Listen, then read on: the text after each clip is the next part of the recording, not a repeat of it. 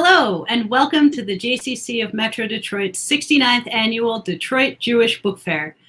My name is Jamie Loeb, and I'm the Senior Director of Cultural Arts here at the JCC. It is my pleasure to welcome you to Food Day here at the Detroit Jewish Book Fair, It's Monday afternoon, and we are very excited to have Elisa Spungen Bildner and Robert Bildner, authors of the Berkshires Farm Table Cookbook, 125 Homegrown Recipes from the New England Hills. It's a wonderful book, and we're very excited to have the authors with us today. The goal of the Detroit Jewish Book Fair is to bring the best new Jewish books and authors from around the world to Metro Detroit. This year, the rooms we're sitting in are different, but that purpose remains. The book fair runs until December 9th, and we have an exceptional lineup of events for you that we hope you will take a look at. You can see our full event schedule, learn about ways to support book fair, and watch events you may have missed, all at our website, culturalarts.jccdet.org/bookfair. You can also find links there to our online bookstore, where you will find the Berkshires Farm Table Cookbook, as well as a wide selection of gifts and books. This year, in order to provide as much programming to the community as possible, we have made all of our events free of charge to the public. So if you enjoy this and other book fair events, please consider becoming a patron or donating to book fair. You can do either or both at our website, culturalarts.jccdet.org/bookfair. Community support is the way we're able to put on this event every year, so thanks in advance for becoming part of the family. We have a really special event for you today, and we want you to be a part of it. You can ask questions or put comments in the comment section below, or text this number up on your screen, 248-702-5241, and we will pose your questions to our moderator and to our authors. They have an amazing discussion prepared for you, but they will get to as many questions as they possibly can. While you're here at our YouTube channel, don't forget to like this video, subscribe to the channel, and click the reminder bell so that you never miss any of our exciting online events. So today's event is the Berkshires Farm Table Cookbook, 125 Homegrown Recipes from the New England Hills. We have with us the authors, as I mentioned, Elisa Spungen Bildner and Robert Bildner, and we also have Lindsay-Jean Hard from Zingerman's, who will moderate the discussion. The Berkshire Hills of Western Massachusetts are famous for their unique culture, scenic views, and artistic and literary attractions. But in addition to the region's classic landmarks, the Berkshires also boast an impressive number of family-run farms. The Berkshires Farm to Table Cookbook offers 125 recipes to recall the magic of the Berkshire region for readers far and wide. Complete with farm profiles and vibrant photographs, the Berkshires Farm to Table Cookbook is a vivid portrait of the relationship between the earth and what we eat. Elisa Spungen Bildner, one of the authors, is a former lawyer, CEO of a food manufacturing company, journalist, and journalism professor at Rutgers and New York universities. She is also a professionally trained chef and yoga instructor. I don't think she sleeps. That's a lot to do in one life. Robert Bildner, her husband, is a former attorney who created and sold several food distribution and manufacturing companies, also an overachiever. He and his wife established the Foundation for Jewish Camp, and he serves as a lay leader on several nonprofit boards. He studied photography and photographed this book's farms and restaurants. Lindsay-Jean Hard, our moderator from Zingerman's, received her master's in urban planning from the University of Michigan. Go Blue! Her education and passion for sustainability went on to inform and inspire her work, including authoring the book, Cooking with Scraps, Turn Your Peels, Cores, and Rinds and Stems into Delicious Meals. Today, she works to share her passion for great food and great communities as a marketer at Zingerman's Bakehouse. So please join me in welcoming Elisa Spungen Bildner, Robert Bildner, and Lindsay-Jean Hard. Jamie, thank you so much. Thank you very much. That was a beautiful introduction. Thank you. Thank you so much for the introduction. I'm so excited to be talking more with both of you about your beautiful book today. Thank you. Thank you. We're excited to share it. And hello, Detroit. Hello, Detroit. I'm a fellow Midwesterner. I'm from Chicago. Go Blue. Well, I have a long list of questions that I want to ask you both, but I think before we get too far into that, you have a short video that you wanted to share with us, correct? Yes, we do. And if you bear with me, it's a brief video tour of our book. So I'm going to share it now. And here we go.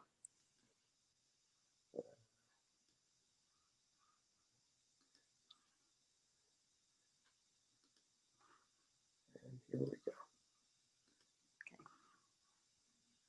In our new book, The Berkshires Farm Table Cookbook, you'll meet some of the remarkable farmers and chefs who play a heroic role in preserving the agricultural community of the area. That is, the Berkshire Hills of Western Massachusetts and neighboring New York, Vermont, and Connecticut.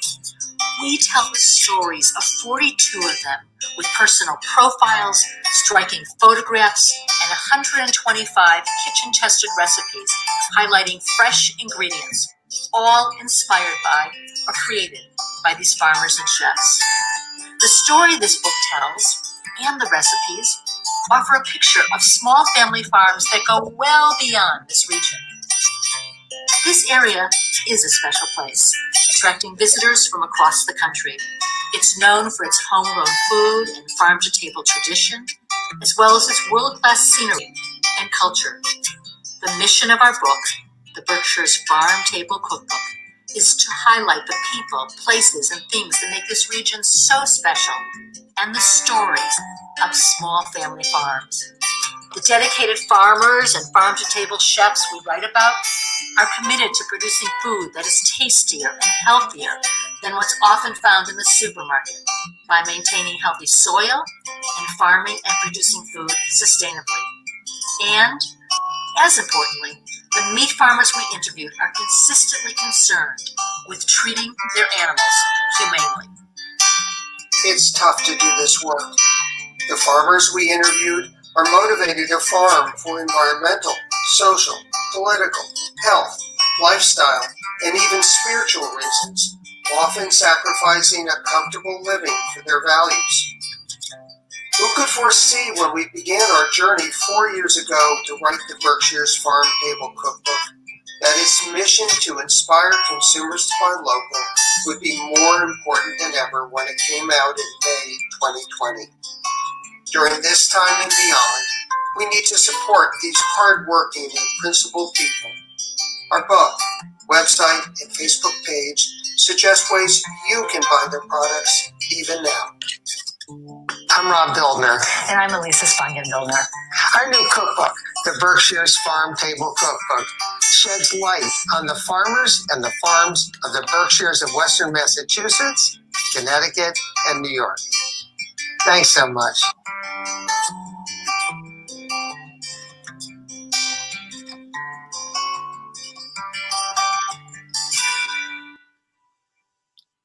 Oh, that's great. Thank you. Thank you. During these COVID times, you do what you have to do, and that was done by my nephew, who's in California and a film student, because you could not bring in professional, filmmakers. So, Oh, well, you'd never know. It's you did a good job. Thanks very much. Thanks. Well, your book really is a love letter to the Berkshires, and not all of us might be familiar with the area. So, Robert, I'm wondering if you can tell us a little bit more about the area, what makes it so special, and why we all need to visit there once we're able to travel again. Sure. Thank you so much for the question. Yeah, the Berkshires is an area we've actually lived here part-time, almost full-time, for over 35 years. And it's known as a mecca of culture. The Boston Symphony has its summer home here.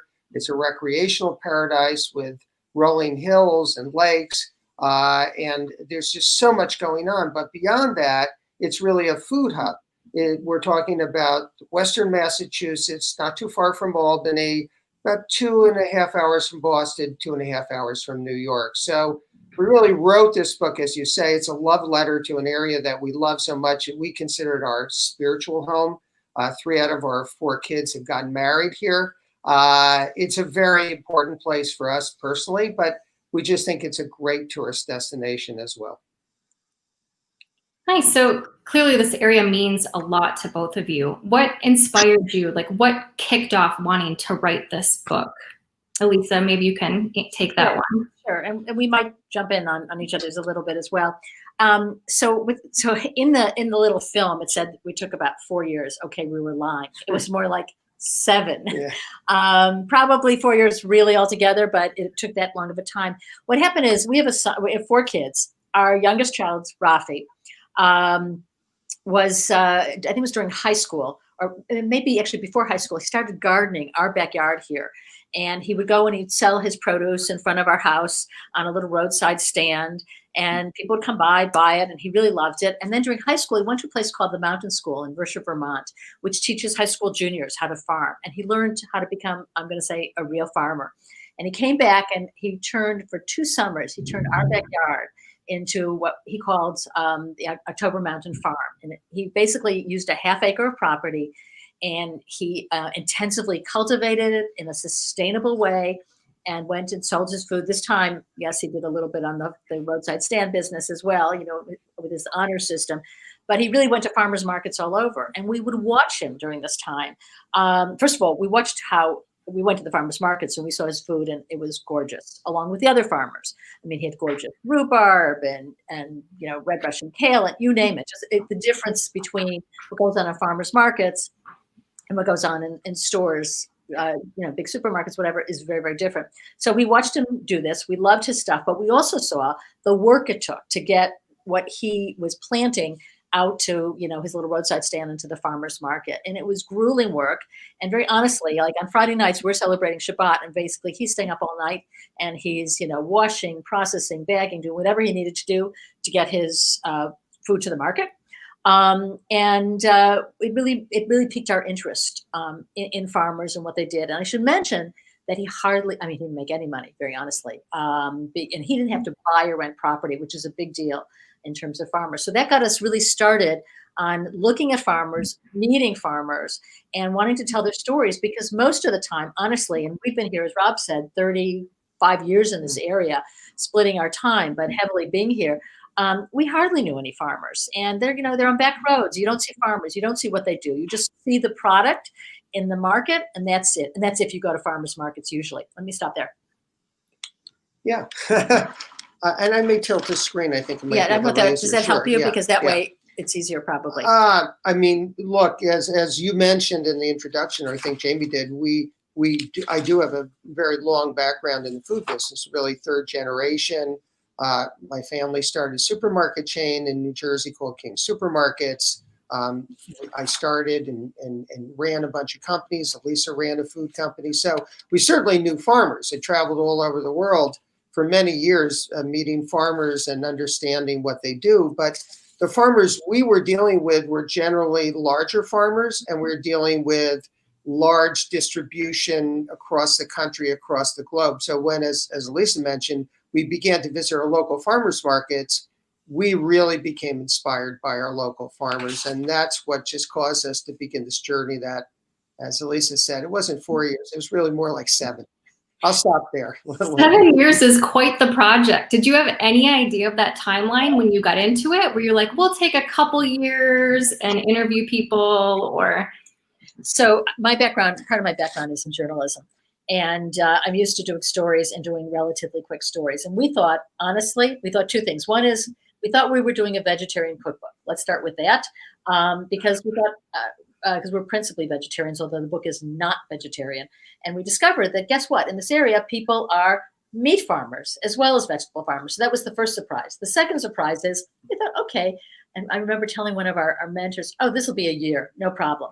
And we would go out with our, my computer. Actually, I'm on about 2 computers later because that one really barely made it through being schlepped through fields all over the place. Rob with all his professional, photography equipment. And we'd go and we'd interview farmers and we'd start talking to them, and it would take hours. And every time we talked to another farmer, we'd go to another farmer.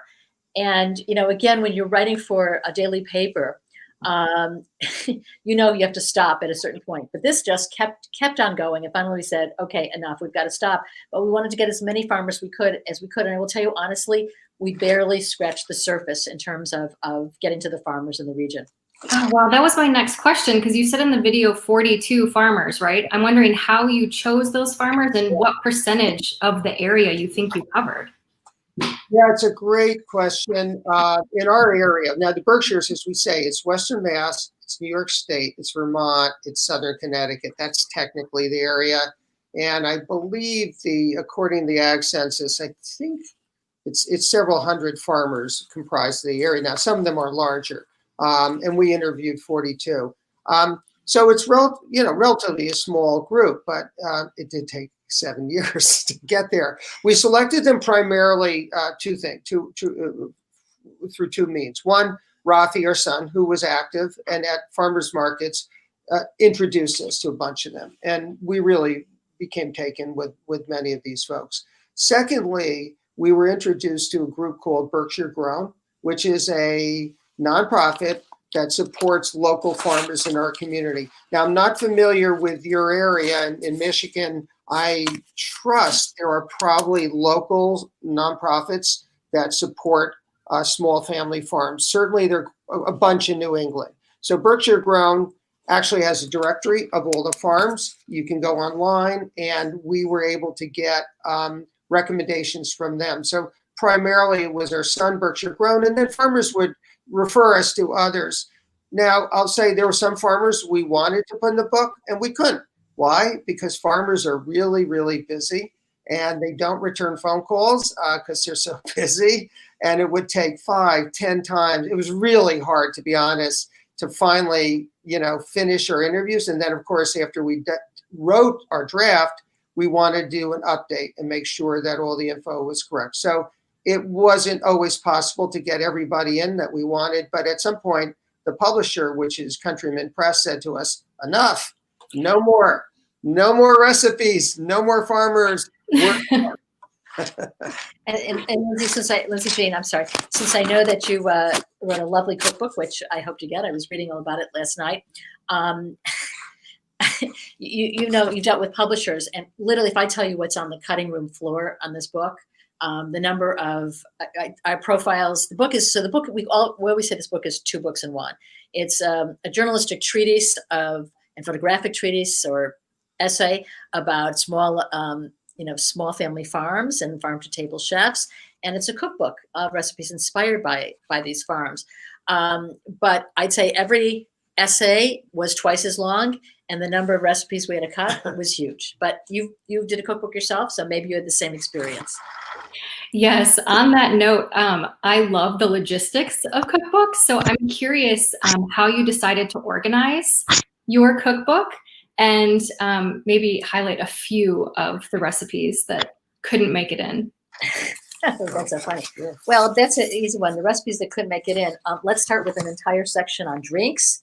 And then that we totally cut. Was there another section we totally cut? Rob, I'll just say the drinks are fabulous, but the publisher said, again, enough, no more. We have these posted on our website, berkshiresandbeyond.com. So I encourage our viewers to check it out. So, anyway, there are a number of recipes. We try to put some of them on our website. And you go to our website, and you'll see a lot of recipes, many of which were cut.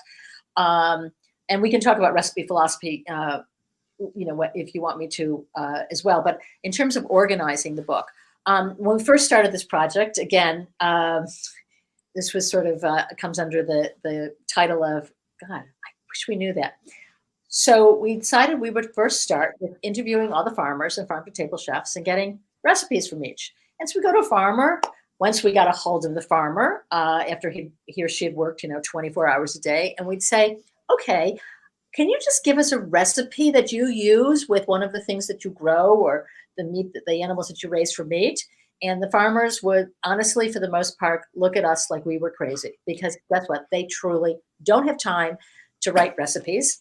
Let alone, honestly, and they're also, when I think about this in terms of your book about using scripts, they don't waste food.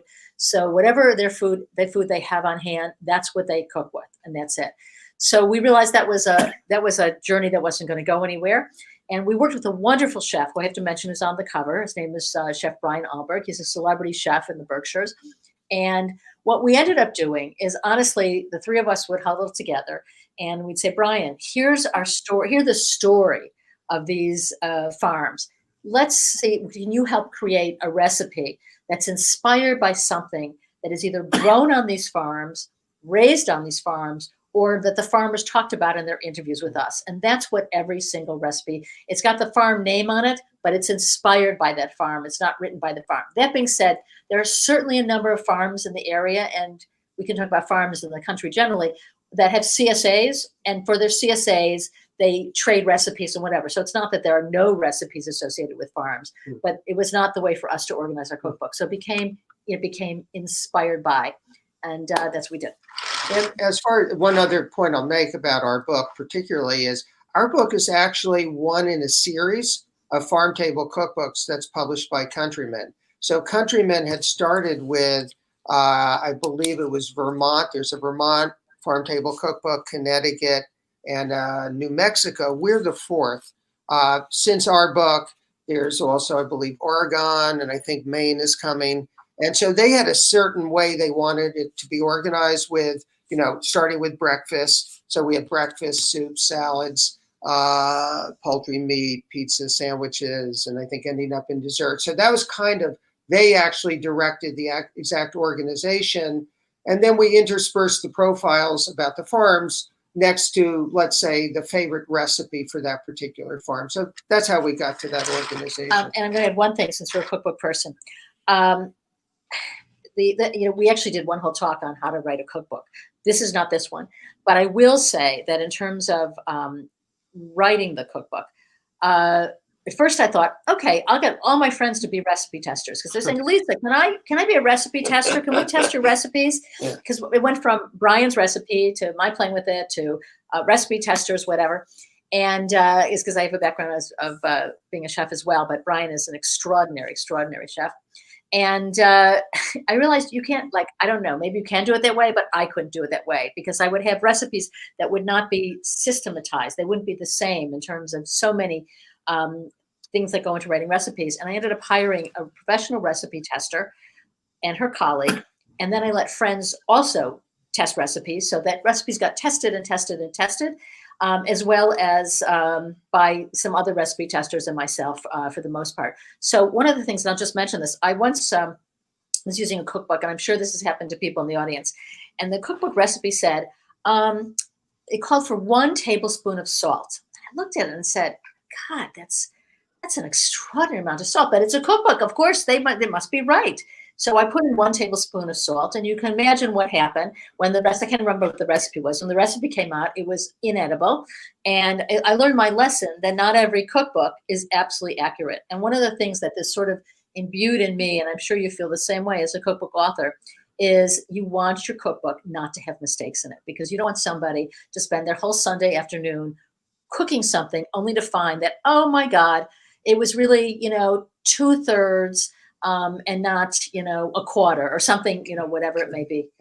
I'll add in a funny story along those lines. So this Thanksgiving, I made a recipe from our book called Indian pudding, which is a traditional New England, it's a molasses-based pudding.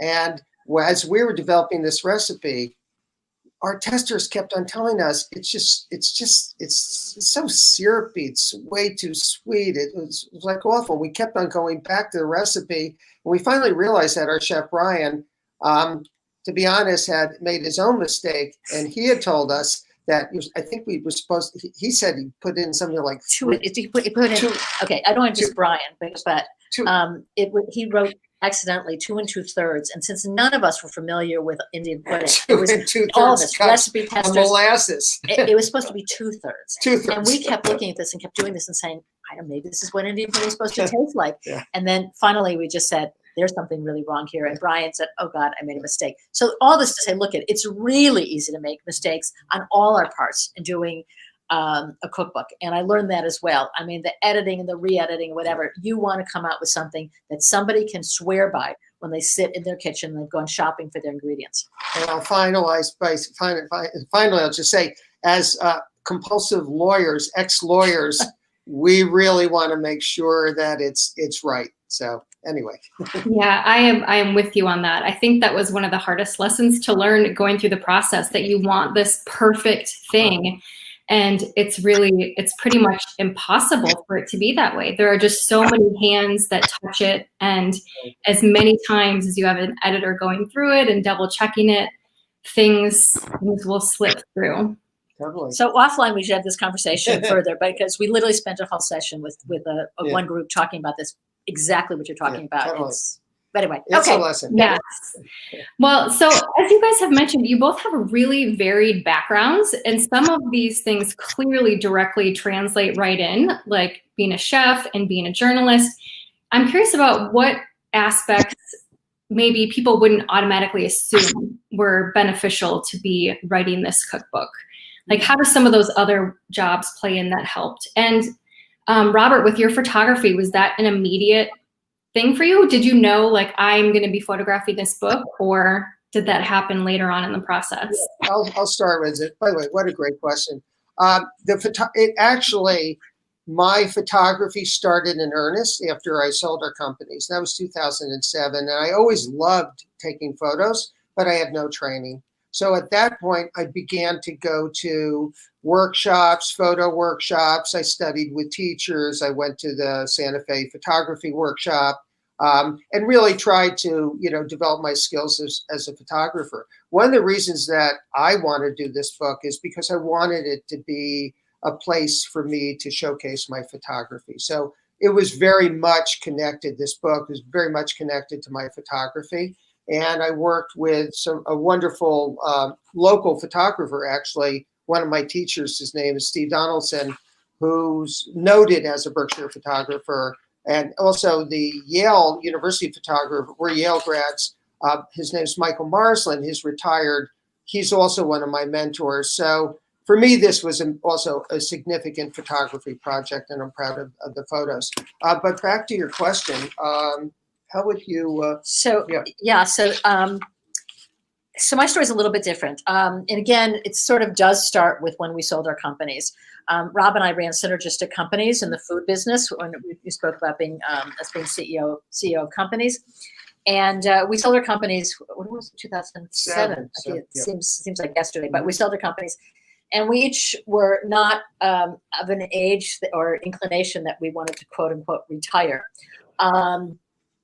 And so I had a bucket list that like a mile long that I wanted to get through. But what really precipitated this was I actually was in a bicycle accident that was a really bad bicycle accident. And I was just one of those things you walk out of it, barely, but walked out of it really thankful to be alive. And I know people have experiences like this so much in life, but I just said, okay, stop postponing, do what you really want to do. Because you may not get the chance. I don't mean to be morbid, but it really had a tremendous impact on me. So one of the first things on my list was to become a professional chef, at least to get a professional chef's training. I'd always been interested in food. We had food companies. And I went to, right after my bicycle accident, and I was really lucky because I was in a group of people who were very helpful to me because I had a lot of broken bones and could only use basically one arm. But I went to chef school. In Boulder, Colorado, did that. When that was through, when I finished with that, I really didn't want to work in a kitchen, but I wanted the background. There were other things on my bucket list, and that included I wanted to get a degree, a Master's of Science in Nutrition, which I did as well. I was very interested in health. That's where the yoga comes in, and I honestly spend most of my time, actually, I love reading science studies on nutrition, etc. And so for me, all of this sort of coalesced with, wouldn't it be great to write a book about food? And we spoke earlier about how Rafi sort of sent us on this path with farmers, but that was the background. We each came to it very separately, but with lots of complementary skills. And I'll just add two things. And again, it's a really interesting question. I'd say that certainly, our background in the food business and the type of businesses that we were in involved marketing. So knowing how to market food was obviously, it was a great skill set that helped us when it came to producing a cookbook that's essentially, and marketing the cookbook. And I'll mention during the pandemic, what our book tour was supposed to have been and what it's evolved in, needless to say, like two different worlds, right? So learning, knowing how to market stuff made it a little easier, I think, for us to figure out, okay, we're in a pandemic. We can't travel around the country talking about our book. We can't go to book fairs. So how do we promote it? So I would say certainly our marketing background really helped us in putting this together. And the last thing I'll mention, which I'm sure many of your the audience might find interesting, working together is something that we've done a lot in our married career. We've worked together at companies. We've worked together. We created a nonprofit. So I think we both were still looking for another project that we could do together that matched. We have complementary skills, organization, writing, photography, food backgrounds, and I have to say, what do you think, Elisa? I think it worked out pretty well. That's another. Not always that's the another easiest, talk, but, not this one. But Okay. anyway, it's Okay. certainly working together. I think is something. It helped us make this happen. I was really curious about that piece too, because as we mentioned, I have my own cookbook, but now with Zingerman's Bakehouse, I'm the co-author. We've started working on a little cookbooklet series, and it's a very different experience to be co-authoring something and working as a group with other people as it is to working on something on your own. So clearly you both have a lot of experience with that, but then you also added in Chef Brian to this one too. So was that, a pretty seamless, smooth situation to all be working on this joint project together? So the answer. You want to say? Let's just Okay. just to make it straight. Sure. So honestly, and I wish Brian were here. Brian was such a delight to work with. We were just really lucky. We're used to working together. We've done so much together in terms of project companies, foundations, other things that we've done together, but other business things which we continue to do. But he was just, when people talk about chefs being difficult, temperamental, whatever. Yeah. No. That was not our experience. So Yeah. Brian, I hope you hear this. Yeah, Okay. it's true that Brian, we've just had a really wonderful working relationship with him, Lindsay-Jean. Whenever we have an issue, first of all, he's a great communicator. He literally responds, even though he is an incredibly busy person. He's got a bunch of restaurants. He just opened up a new restaurant. He does catering, but he responds on, within seconds. So that really helped. And, whenever we had an issue with a recipe or we needed something, no problem.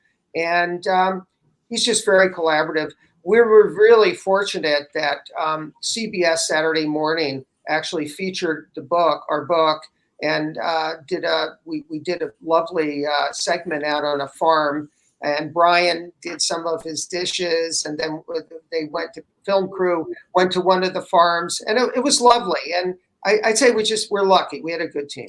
And I'll also say one more other thing. And again, I want to take this little clip and send it to Brian because he should know we will do it. When he would do the first draft of the recipes, but the recipes that came back were not necessarily the same recipes he sent to us. They'd gone through recipe testing. I'm working on whatever, lots of hands. And he was fine. He was just so, again, I'm saying that because people think of chefs, and I know he's one chef, but think of chefs as being, again, so difficult. No, anyway, it's good. Well, it seems like all three of you like having multiple balls in the air at once. So that must help to all be working together. It's true. Yes, a lot of balls. Well, I think this book is like the perfect gift for anyone who loves cooking and food. The recipes are really accessible and just celebrate seasonality. But I'm curious if you have a target audience for your book. Like, who do you really hope is reading it, and what do you think they're going to be taking away from it?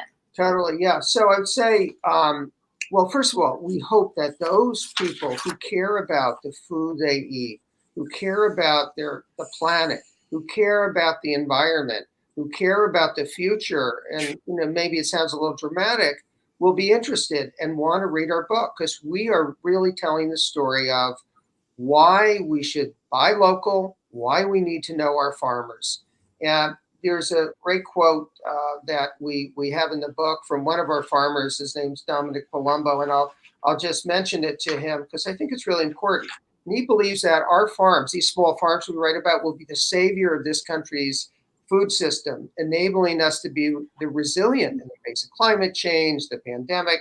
And he said, quote, if most of our food supply comes from the Central Valley of California to the East Coast, he warns us, you're going to be in trouble when that becomes either impossible to grow there or impossible to get it from there to here. So I'd say that's one part of the target audience. Another part of our target audience are those who are looking for some really wonderful new recipes to help them get through the pandemic, because everybody's cooking. And we've been pleased that our readers really enjoy our recipes.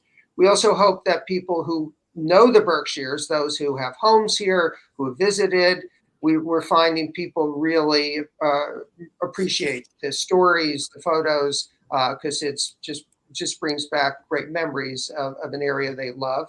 And finally, those who haven't visited areas we spoke about, we hope this will entice them to do so. We think it's a great gift for the holidays too, by the way. Lisa, do you have any? Yeah, so several things I would just want to add. One is, this book is about the Berkshires, but it's a paradigm for small family farms everywhere. And the truth of the matter is we could have, and actually we spent some time in Florida, and some people in Florida asked if we could think about writing a book about South Florida. We went to visit family farms there, and the issues about small family farms are not just Berkshire issues. The recipes that come out may be a little more attuned to New England, because that's the climate that's we're dealing with here, but all over the small family farms. And one of the things we've been amazed about is that we've spoken literally cross country, including, by the way, in I think it was Iowa, all parts of Iowa, Kansas, Portland, Oregon, Seattle, places where you think of big ag farming only. Oh, I love it. We locked ours outside the room. Baby's pawing on the door. But there are small family farms everywhere, and they're struggling because it's so difficult to compete with the large farms. But as Rob talked about, the virtues, and this goes to the target our audience questions, the virtues of these farms so overwhelm what commercial farms produce in terms of saving land from development, in terms of being environmentally conscious, saving the soil, the atmosphere, better nutrition, because your local farms are producing things that aren't being, frankly, schlepped across the country to get to you. I could go on and on. There are many, many reasons, and we want our audience, wherever it is, to understand that that's the reason to patronize small family farms. And the other thing I would say, and this goes to the recipe issue, and I appreciate the fact that you mentioned the recipes are accessible. I happen to be participated in a cookbook club, but not a short time ago. It was actually done by Zoom, and it was a wonderful book. I think the author was terrific, but the recipes each had, and I won't mention the name of the book, it's a good book. They had, do this recipe first, which is part of this then recipe, which goes to the total recipe. So each recipe had like several sub recipes. And I am a lazy cook, and I don't do sub recipes. I do a recipe, and I am not, to be honest, I'm not a fancy, our son went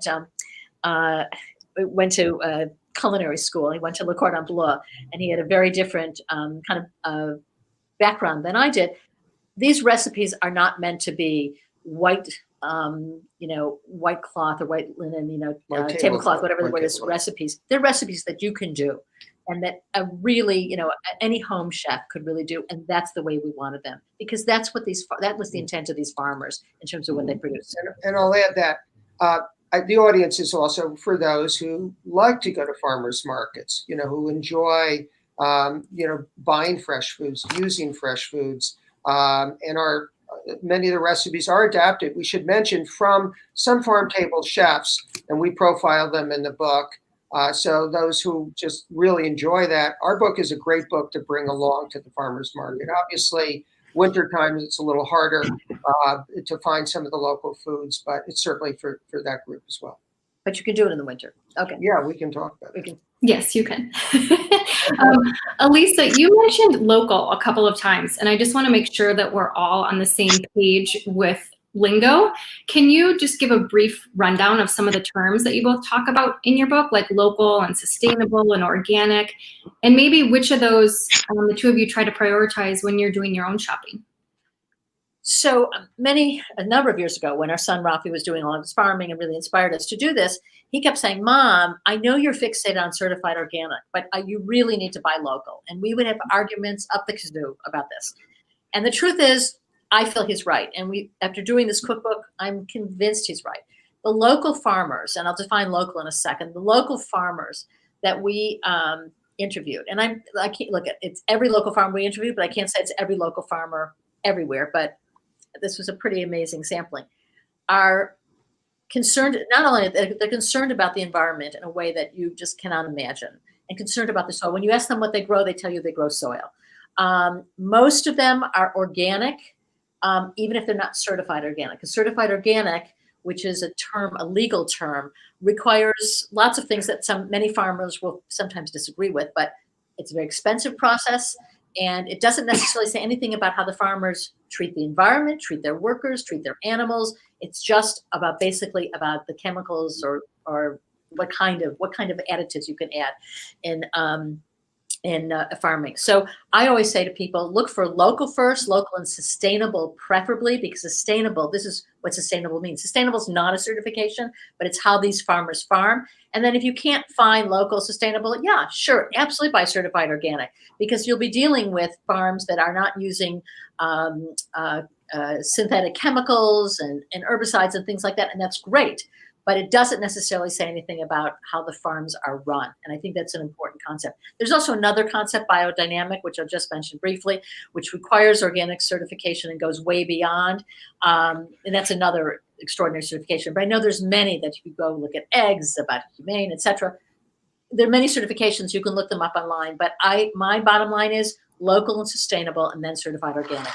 And our message of our book is buy local, know your farmer. That's really that's what it is. Yes. We just had a question come in from a viewer. They're asking if there's any Jewish style recipes in the book. So yes, I'm really glad you asked about the Jewish style recipes and about the Jewish aspect of the book, because again, this is a Jewish book festival, and I want to mention just a few things about it. So there are recipes that are Jewish style, and I'm going to show you in a short time 2 latkes recipes. One is beet goat cheese latkes, inspired by a wonderful farm called Hawk Dance, and another one, rutabaga latkes, inspired by a farm called Caretaker Farm. And the beet goat cheese latkes were inspired by these farmers. We went to visit them, and none of them are Jewish. And we did interview some Jewish farmers, but these farmers weren't Jewish. And when we went to visit them, they were eating beet pancakes, which inspired the beet goat cheese latkes. And it's a wonderful, wonderful Hanukkah recipe. But I want to mention a little bit about the Jewish part of the cookbook. The cookbook it's not a kosher cookbook. It's not a Jewish cookbook, although there are recipes that you would call, Jewish. As I mentioned, the latke ones are 2 of them. And there's certainly many recipes you could serve for whatever holiday you want.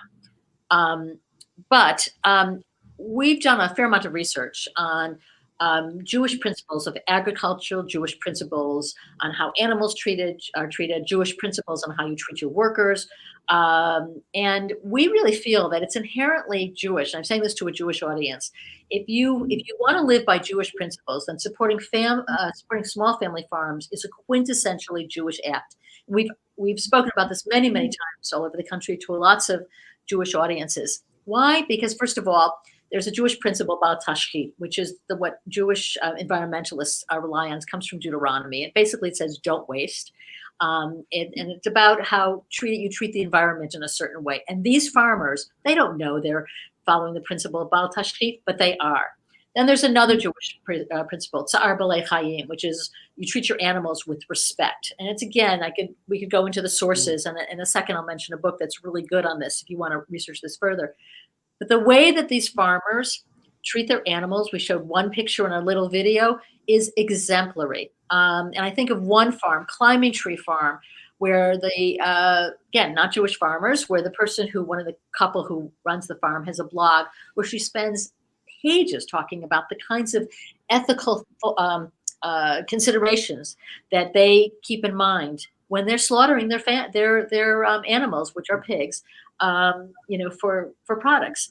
And then finally, there's another principle, OSHEC, which is treating, not exploiting your workers. And again, the number of times we went to these farms and they talked about how they do not exploit their workers. It says to us that there's something very Jewish about this cookbook, although it's not a Jewish cookbook. You want to add something, Rob? No, I think that's great. Okay.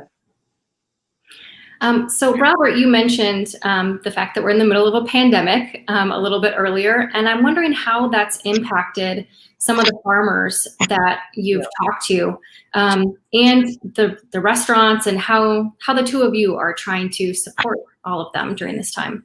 Great. So the farmers, we'll separate that into maybe 3 buckets. First of all, the farmers who normally supply food stores, so food markets, obviously their business is doing pretty well. In fact, some of them can't keep up with it.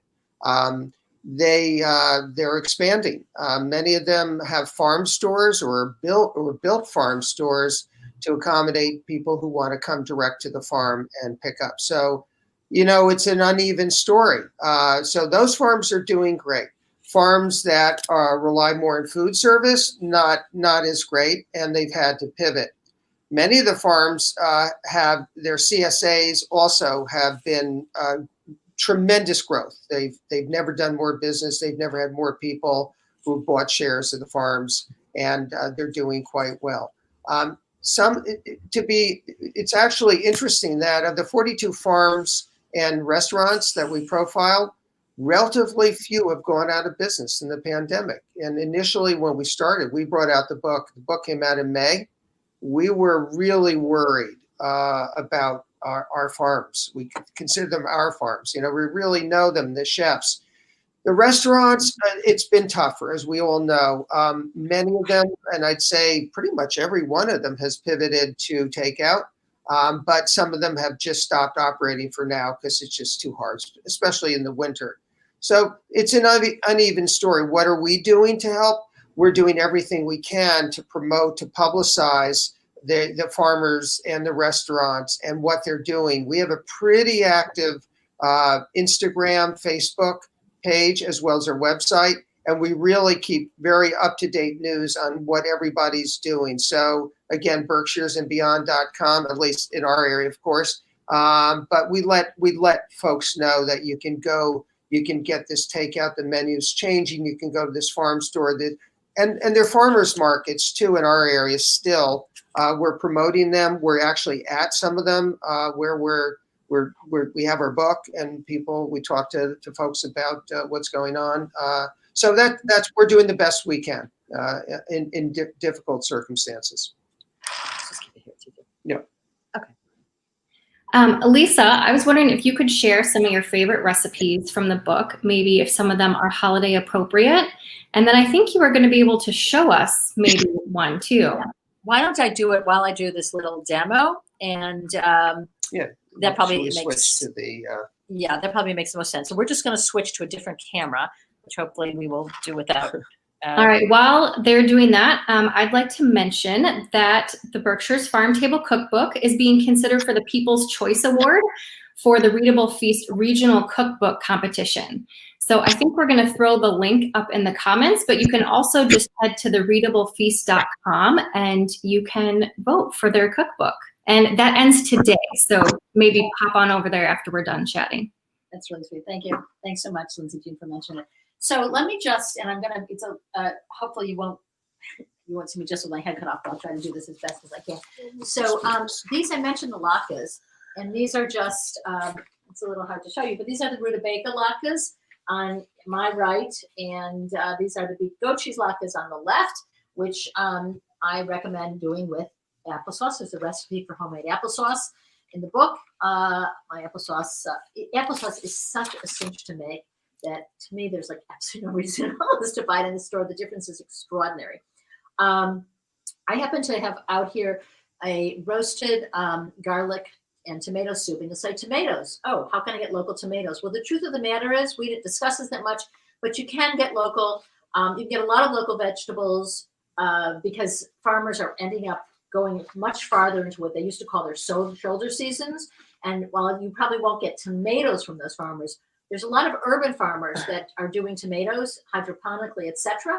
Again, using many of the same principles we spoke about. So you can find tomatoes often that are not tomatoes from, wherever, Mexico or California or whatever. I have 2 desserts out here I'm just going to mention, then I'll show you how to make a really quick one.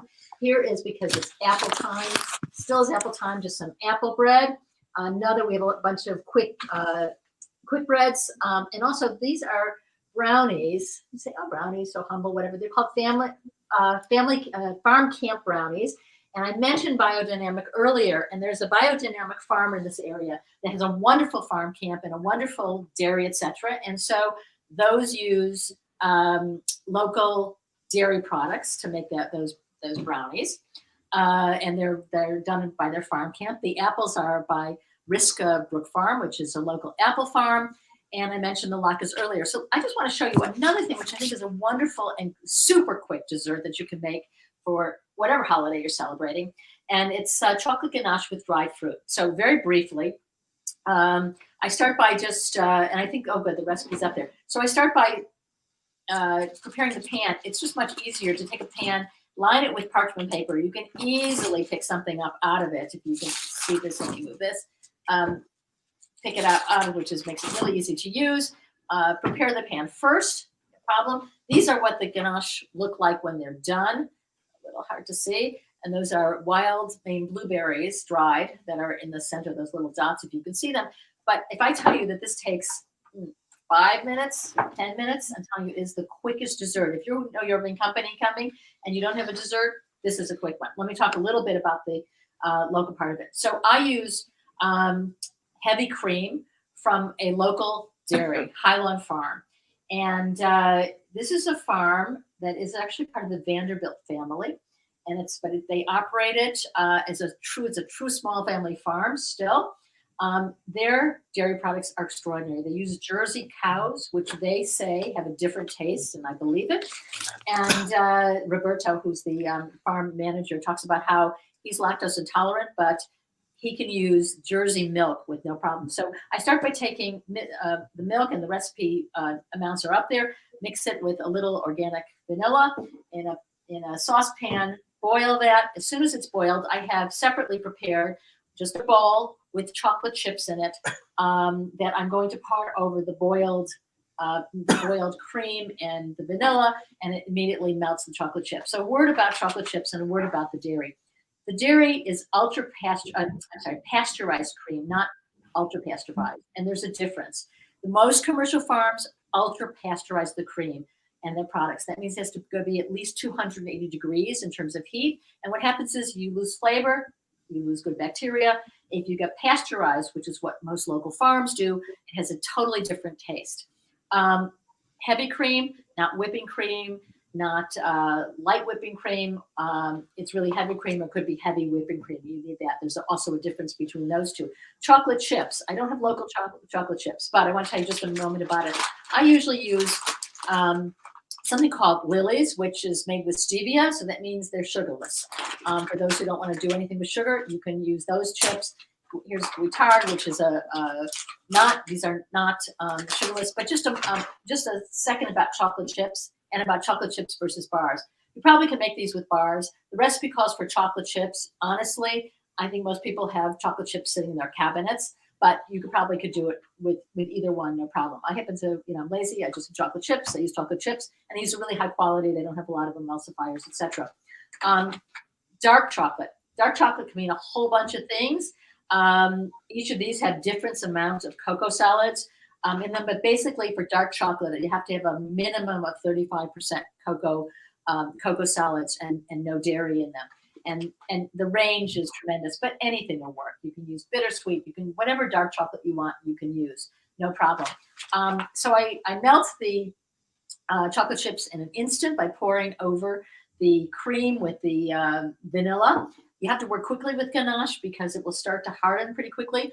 I then add I use organic dried blueberries. I love if I can find wild blueberries from Maine. That's really terrific. And they add a nice little textures in them. Throw them in the refrigerator for an hour. Don't throw them in the freezer because it won't work if you throw it in the freezer first. Put them in the freezer. Put them in the refrigerator. They get hard, but then I actually then put them in the freezer, and I just cut them, much easier to cut that way, cut them, with a knife and hot water, and it's great. So that's it. These are holiday. The finished product. Yeah, this is a finished product. You can serve it any holiday you want.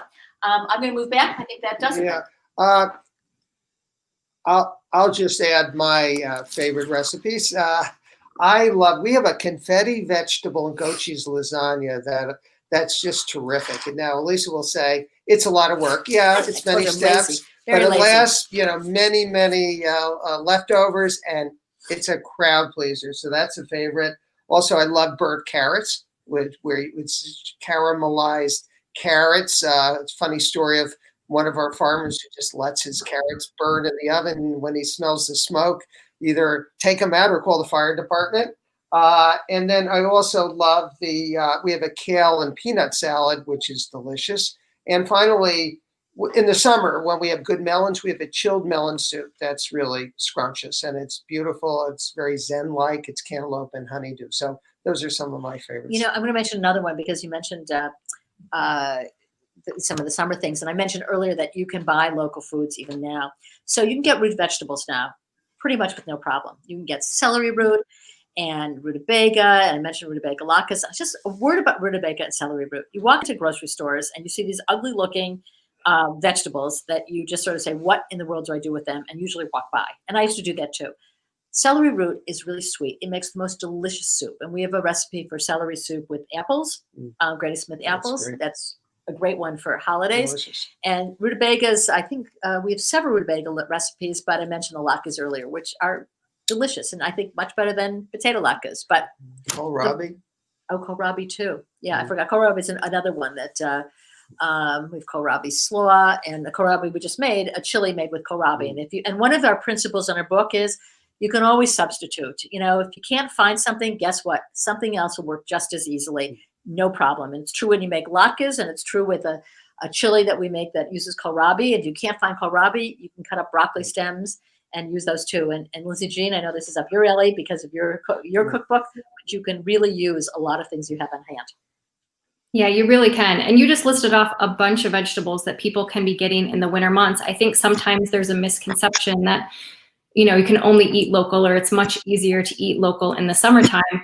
For anyone who this is maybe a little bit newer to them, do you have tips for how people can start eating more locally? Yeah, one way to find locally grown foods, there's a really good website called localharvest.org. I don't know if you're familiar with that. And I checked it out for the Detroit, Michigan area. There are listings. So it just tells all the kind of local farmers, purveyors in a geographical area. So that's a good place.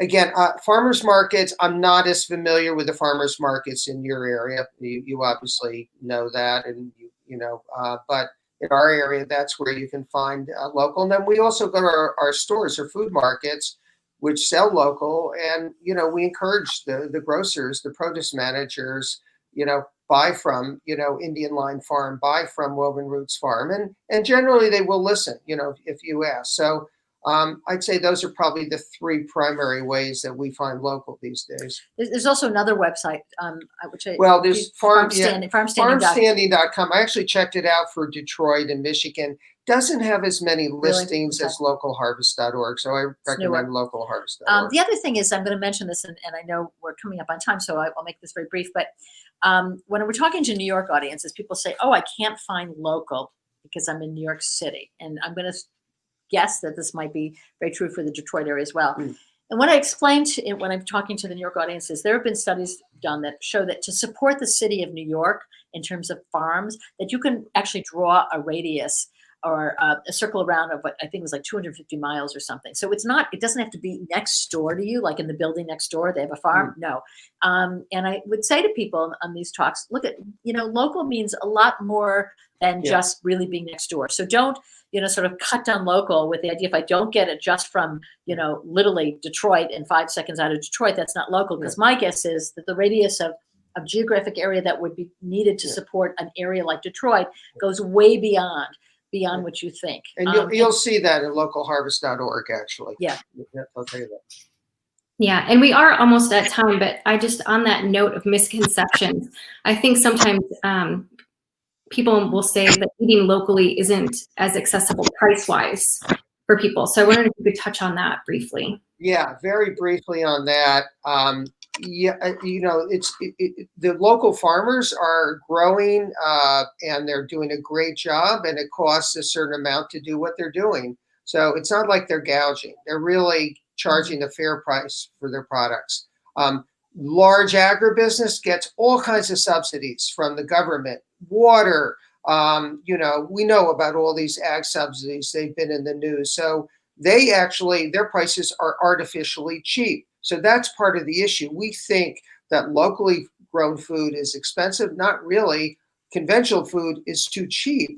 And so what we want to do is support the local. Now, for folks who may not have the ability to buy as much local as we'd like, we need to find ways to make it more accessible. And there are a lot of groups that are doing that, whether they're providing subsidies, whether some of our local farmers, by the way, provide food at subsidized rate for folks who might have trouble paying, quote, the normal retail price. So we could go into, there's markets that offer different tiered pricing for locally grown foods in our area. There's a group called Roots Rising that has like a local farmers market, and they offer some subsidized product, again, for folks who are being hit hard by the pandemic. So I think we need to get rid of this misconception about locally grown food is expensive. That's something that we just keep on telling folks. It's not. And I would just add that in terms of farms, particularly to support during, especially like non-summer times as well, dairy farms, which are operating year-round, really need the support in terms of what they offer, because they're dealing with a whole farm support system that it's almost impossible for local dairy farms to compete. Yeah. Their prices are set. Their costs are much, much more than commercial farmers, and so it's imperative that we support them. And as I showed you when I was showing the cream from High Lawn Farm, I mean, to go and use that dairy product and the other products that they carry, the taste, the quality is just it's extraordinary. Yeah. In fact, you were tasting the ganache the other day. Ganache is great, but I'm looking at our time, and I want to be respectful, but I appreciate that question that you asked. Well, those were great points. Thank you. And it was really lovely talking with both of you today. Thank you very much. Yeah, Lindsay-Jean, thank you so much. Of fun. And yeah. Jamie, thank you. And to the entire JCCs, really appreciate it. Real honor to be here. And we hope you'll vote for our book for People's Choice. Absolutely. And thank you, Robert, Elisa, Lindsay-Jean, for being here. It's been wonderful having you for this great conversation. Now I'm hungry, so thanks for that. I also do want to put in a plug for the various services that deliver misshapen produce. There's a couple of brands out there that do that sort of thing. It's a great way to avoid food waste. So you can check that out too. That's my new soapbox of the moment. So thank you everyone for being here. Thank you those at home for joining us. Our food day continues at 4 o'clock Eastern with All Stirred Up, Suffrage Cookbooks, Food, and the Battle for Women's Rights to Vote. Laura Kumin, the author of that book, will be with us. Again, that's 4 o'clock Eastern time today, Monday, December 7th.